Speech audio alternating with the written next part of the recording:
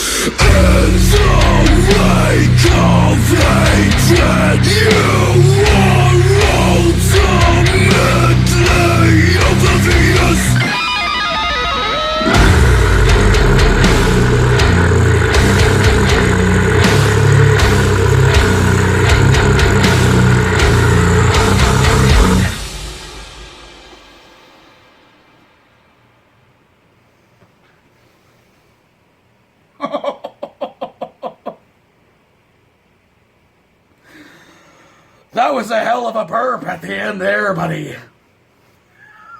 You got me, Pete.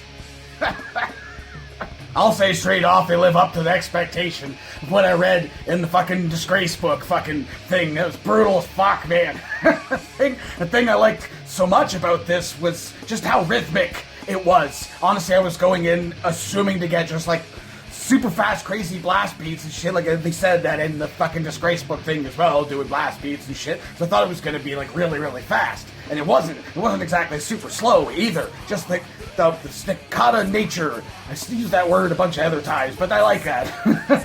The fucking... And